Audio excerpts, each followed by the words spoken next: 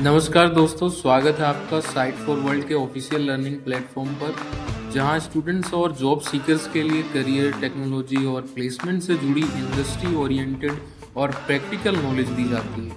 अगर आप अपनी स्किल्स को नेक्स्ट लेवल तक ले जाना चाहते हैं तो आप बिल्कुल सही जगह पर आए हो। चलिए शुरू करते हैं आज का इम्पोर्टेंट सेशन।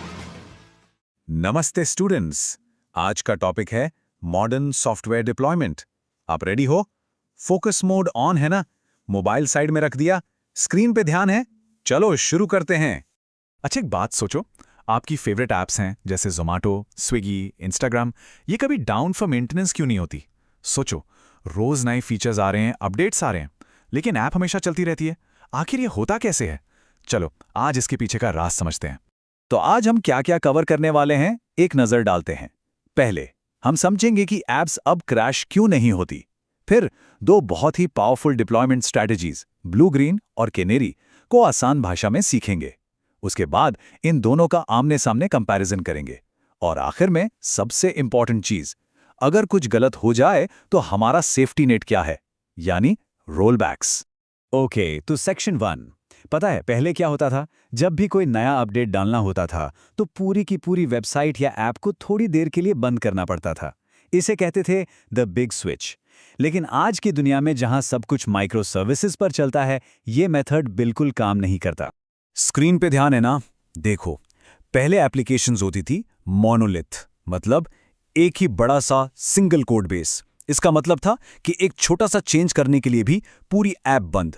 सोचो कितना हाई रिस्क और कितना डाउन टाइम होता था। लेकिन अब है माइक्रो सर्विसेज का जमाना। यहां एप्लीकेशन छोटे छोटे इंडिपेंडेंट सर्विसेज का कलेक्शन होती है। इससे हम हर सर्विस को अलग से अपडेट कर सकते हैं, रिस्क भी कम हो जाता है और हमारा गोल होता है जीरो डाउन टाइम। लॉजिक समझ आया या सिर्फ देख रहे हो? अब आते हैं हमारी पहली मॉडर्न स्ट्रैटेजी पर, द ब्लू ग्रीन डिप्लॉयमेंट। इसको समझने का सबसे आसान तरीका है एक रेस्टोरेंट का एग्जाम्पल। इमेजिन करो एक रेस्टोरेंट है जिसकी दो बिल्कुल same to same identical kitchens हैं।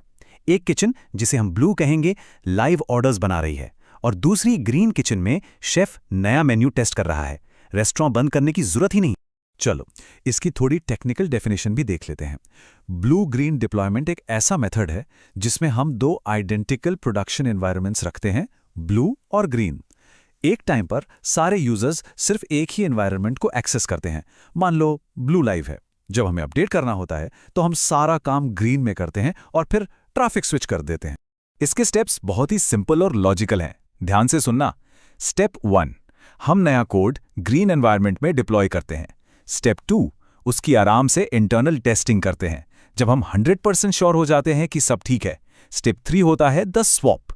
राउटर एक झटके में सारा का सारा ट्रैफिक ब्लू से ग्रीन पर स्विच कर देता है फटाक से, और अब पुराना blue environment stand by mode में चला जाता है।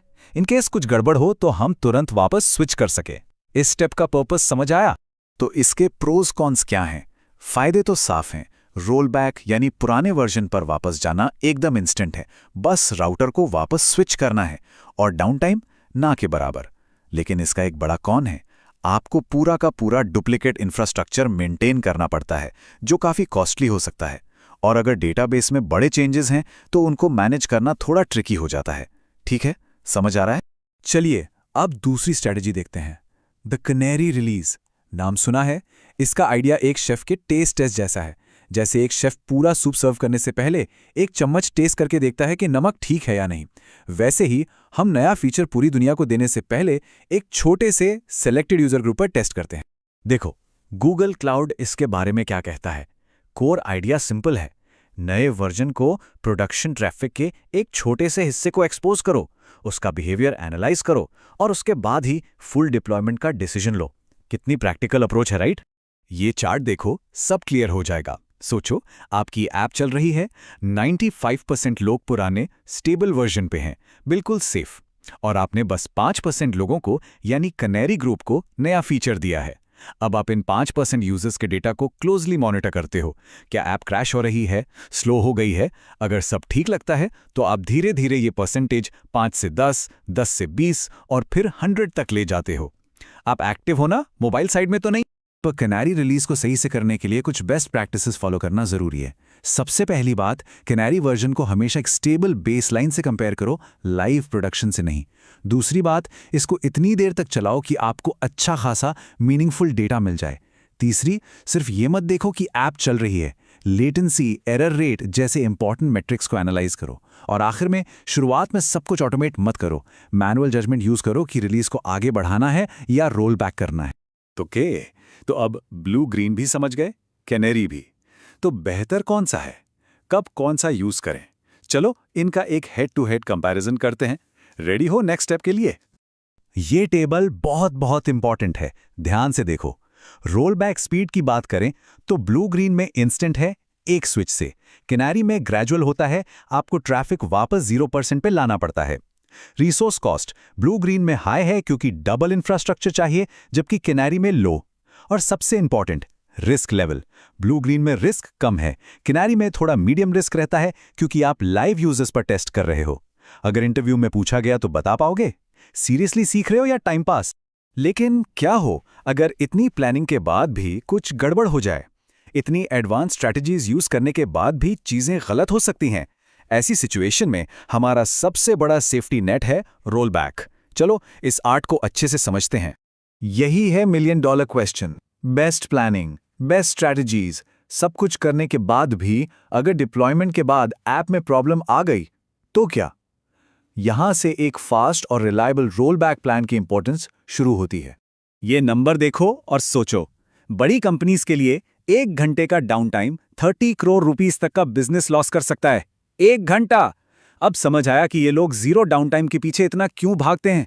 सो सिचुएशन है, डिप्लॉयमेंट फेल हो गया है, प्रोडक्शन में आग लगी है। आपका सबसे पहला, सबसे इंपॉर्टेंट मूव क्या होगा? सोचो 2 सेकंड। और आंसर है ये, the golden rules of rollbacks. Rule number 1, घबराना नहीं है, डोंट पैनिक। सबसे पहले पिछले स्टेबल वर्जन यानी जो आर्टिफैक्ट या इमेज है उस पर वापस जाओ। सबसे बड़ी गलती जो लोग करते हैं वो है लाइव एनवायरनमेंट में ही बग फिक्स करने की कोशिश करना। कभी नहीं, पहले इशू को मेन ब्रांच में रिवर्ट करके सिचुएशन को कंट्रोल करो, फिर आराम से बग को फिक्स करो और उसे एक नए वर्जन के तौर पर डिप्लॉय करो। वीडियो पॉज करो और इसको नोट करो, ये बहुत जरूरी है। तो चलिए एक क्विक रिकैप कर लेते हैं कि आज हमने क्या सीखा। पहली बात, मॉडर्न ऐप्स ब्लू ग्रीन और कैनरी जैसी स्ट्रैटेजीज यूज करती हैं ताकि डाउन टाइम ना हो। दूसरी बात, ब्लू ग्रीन फास्ट है पर महंगा, कैनरी धीरे धीरे होता है और सस्ता है। और तीसरी और सबसे इंपॉर्टेंट बात, डिप्लॉयमेंट फेल होने पर पहला इलाज हमेशा एक स्टेबल वर्जन पर रोल बैक करना है, नई फिक्स पुश करना नहीं। समझ आया? क्लियर है? और अब एक सवाल आपके लिए जिसके बारे में आपको सोचना है। आप अपने डिप्लॉयमेंट पाइपलाइन को ऐसा कैसे डिजाइन कर सकते हो कि रोल बैक सिर्फ पॉसिबल ही ना हो बल्कि बिल्कुल आसान और पेनलेस हो? इसके बारे में जरूर सोचना।